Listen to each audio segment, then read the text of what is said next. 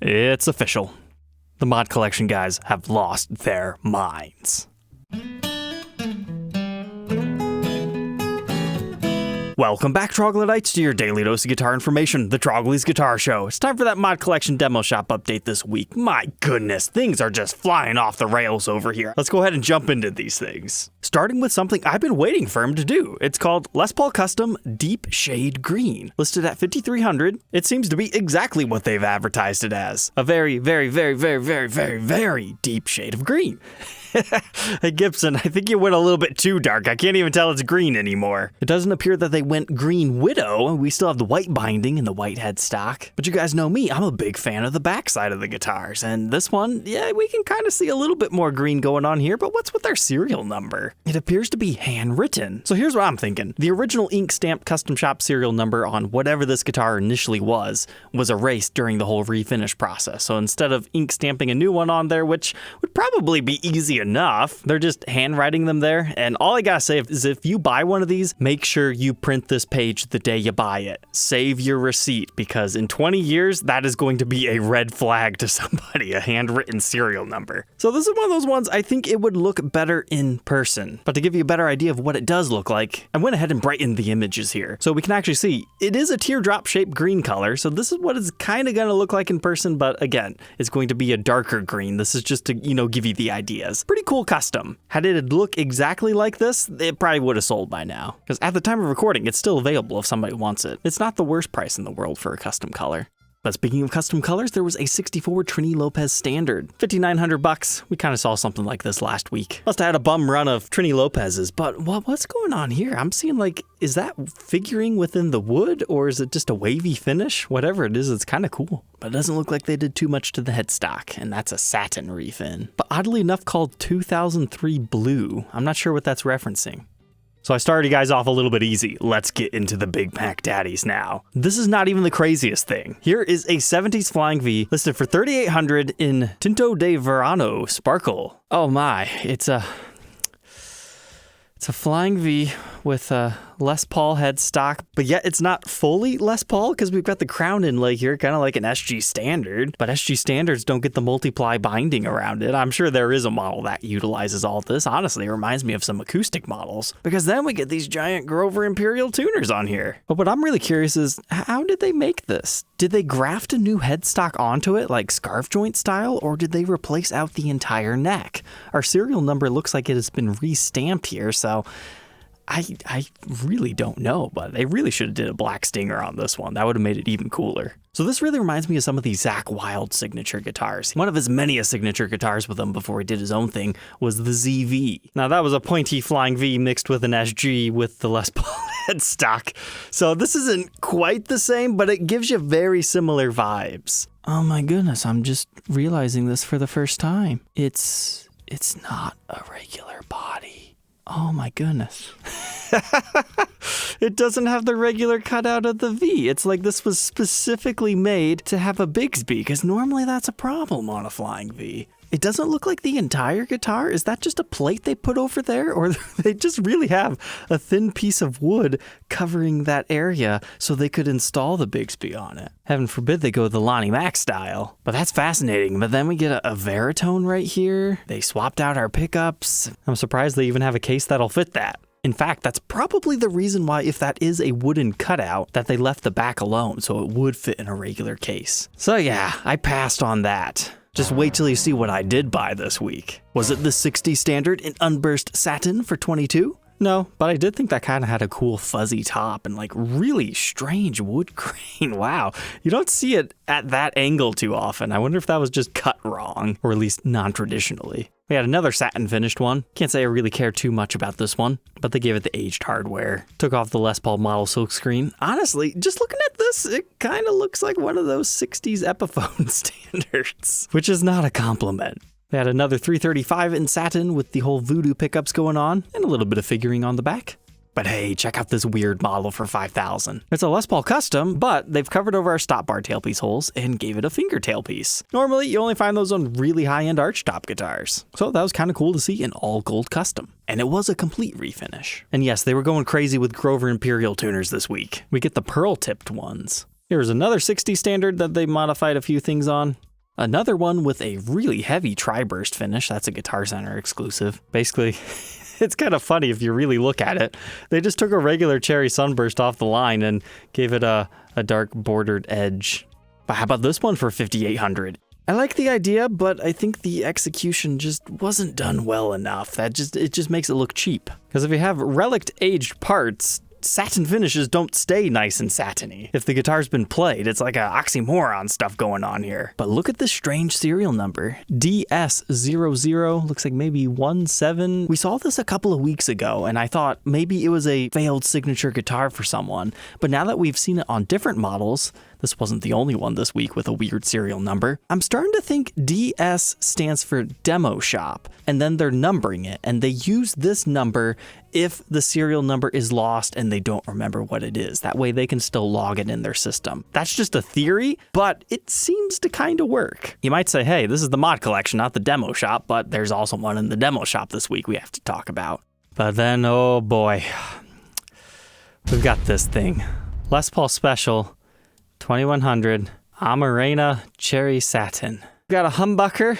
We've got a Telecaster bridge pickup. Kind of like the TelePauls, they brought back our conversion plate here. It's a wrap tail. It's got some interesting wavy wood grain, but we've got this really big pearloid pickguard swooping over this thing with 2 controls in the pickguard and then 2 controls in the back. So we have the world's first top routed and back routed Gibson. Normally you choose one or the other, and then we kind of work our way up the neck here and whoa. It's a flying V headstock. Kind of. That's not the regular Gibson logo. That's like an 80s Gibson logo. And then when you look at the full body shot, it's like, did they just reissue the Marauder?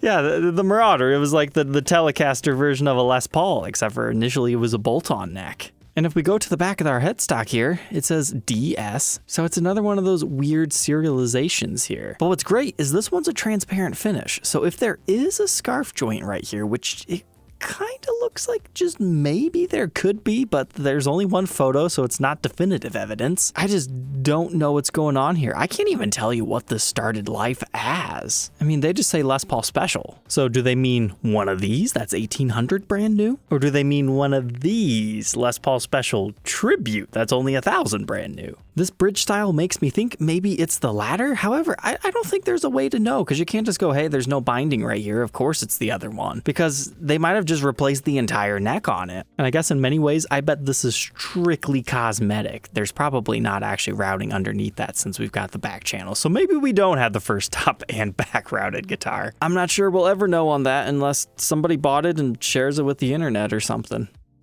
But then we have the return of Melted Penny 60s Les Paul Standard, because it's kind of a cool finish. They have a few interesting brass mods. It was $3,200, but what was really strange is that exact same day, this showed up on Reverb, so I thought, okay, yeah, it has to be a different one because somebody's selling the other one. But then I matched the serial number to the one that's on Gibson's website, and it's the same. So then I was thinking, is somebody drop shipping the demo shop, or what's going on here? Because when I was doing that, this was still available. Now, if you refresh the page today, it's gone. So I'm thinking what this was is somebody bought it and they just used Gibson's photos to put it on Reverb. Which, okay, if you're buying and selling and stuff, that's one way to get it listed fast. However, that's completely against Reverb's terms of service. You have to use your own original photos. Like, it's okay to have these 8 in the back, but you have to have your original ones first. And I think that's why that particular listing got taken down by Reverb. I mean, this cheeky shop.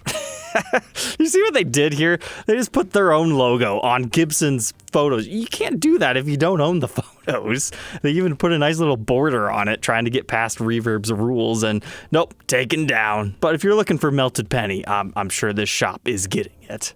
So if you guess which one I've bought yet, there's still 2 really cool contenders here, so don't cast your vote in the comments yet. Check out this 1976 Les Paul Deluxe VOS. This is a really fascinating guitar. Kind of like the Rocket Red Sparkle, but not at the same time, because the black plastics transform the whole look of this thing, but that's definitely much larger flake than I think we would see on those. But what makes this one interesting is it's just like the guitar we documented yesterday. A 1-piece mahogany back, 3-piece maple neck with volute. I mean, it's a true reissue. And to make things even crazier, It's a pancake body construction. This has to be another repurposed mic nest deluxe. Either that or the custom shop just had so much fun building the first one, they wanted to make more. Because it even has the 70s style headstock. It has to be one of those. So getting a custom color on one of those at a $200 discount, it's not surprising this page has been completely taken down. And then the last freak show is this Les Paul Special DC. This is another one I'm not entirely sure what this started life as, because we've got the double cuttedness going on here, but this looks a little bit larger than normal. It's either that or it's just freaking me out because it's looking like some 50s, 60s Tisco thing with a middle Firebird pickup, it looks like, and then your bridge is all the way down here. You've got a Bigsby on it. It would not surprise me if this started life as one of those DC Junior tribute basses. That's just what the proportions look like here. But then when you see the full shot, it's like, I don't know.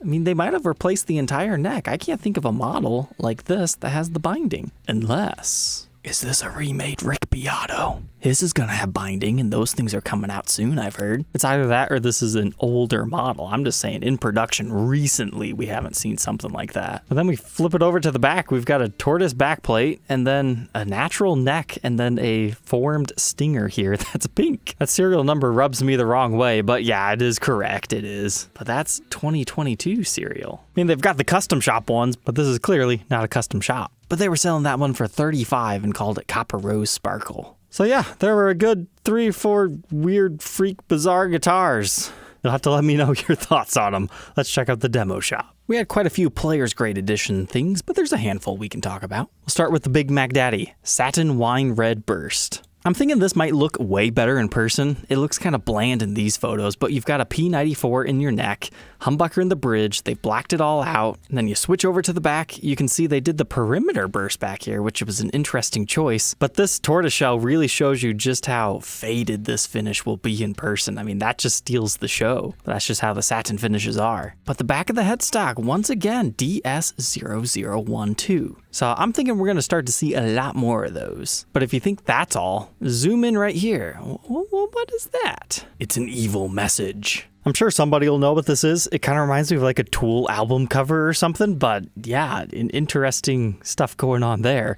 Kind of reminds me of the whole Chicken Foot Explorer. It had a peekaboo chicken foot on the back of it. Next up, we had a really cool looking custom shop double cut in the Cobra Burst, but that's got the nice wide flame. That's a cool one. And the back looks like this.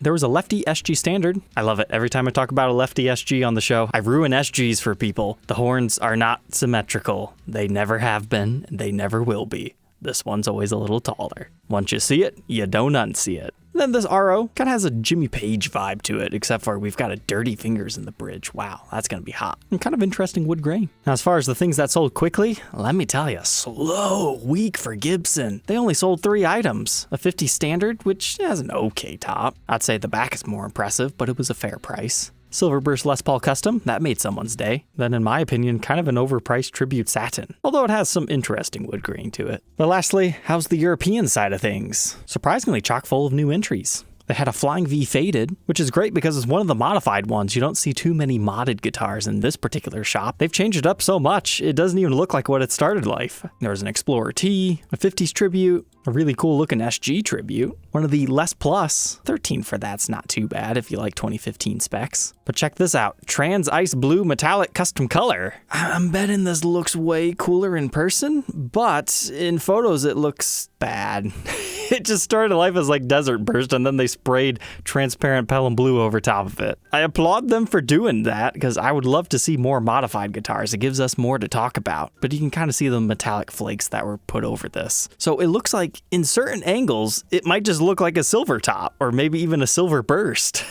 That's cool. Silver burst to Desert Burst. But man, I wish USA shop would start doing these candid shots like the European side does because it really helps us understand what these finishes are doing, even if they are being crazy guys. There's a Hummingbird Studio, J185, J45, J45, Les Paul Studio in wine red, Flying V Pro, SG Standard, a really impressive top on this Honeyburst. But check out this classic. I like this one too. You can tell this is gonna look awesome in person. It might not do much for you in photos because it doesn't look like super evenly flamed, but this is the kind of top you want. Those are the coolest ones. Even get a little bit of mineral streakage going on here. Do you see what that is? That's one of those bracketless pickguard systems. You don't have to use any of the screws. They just have that there for the aesthetics, but it plugs into the side of the pickup rings. That's a cool classic as compared to this boring classic or this bonkers classic. This is another top I like. It's got some interesting figuring, a whole lot of mineral streaks, and a whole lot of wood grain.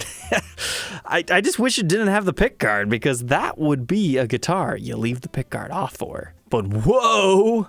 Lizzie Hale Explorer, just out of nowhere, 2014. Why do you guys have one of those? I really like the Lizzie Hales. This had to have been given to an artist to play for a little bit. Now, I doubt it's actually Lizzie's, because she would have kept hers. But there's a big ding right there, and if you go through the rest of these photos, you can definitely tell this one was played a bit. Maybe it was at the Gibson showcase. Which, by the way, if you live by that, I believe the Netherlands one, or somewhere around there, is actually hiring for like the big top dog that has to run it all. But that is going to wrap things up for this week. Yeah, it was crazy.